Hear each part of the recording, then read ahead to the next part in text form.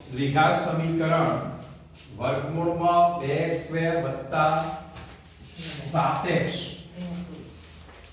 વત્તા 5 વર્ગમૂળમાં બરાબર 2 બરાબર 0 નો d નું મૂલ્ય શોધવું છે.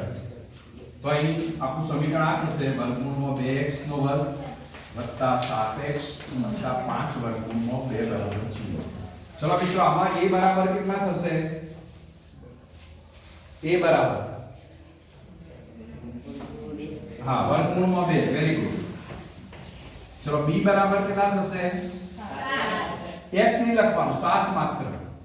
અને c બરાબર કેટલા થશે? 5 વર્ગમૂળ માં 2. ચલો d નું સૂત્ર શું છે? d બરાબર બોલવાનું છે તમારે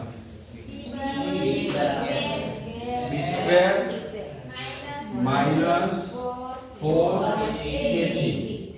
चलो b की कीमत કેટલી મૂકો? 7. a ની કિંમત કેટલી મૂકો? વર્ગમૂળમાં 2. c ની કિંમત કેટલી મૂકો? 5 વર્ગમૂળમાં 2. ચલો 7 નો વર્ગ કેટલો થાય? 49. હવે અહીં આપણે ગુણાકાર કરવાનો છે. તો અહીં 4 અને 5 એ સમય સંખ્યા એનો ગુણાકાર આપણે કરી દઈએ 5 6 20. અને વર્ગમૂળમાં 2 વખત આવે છે.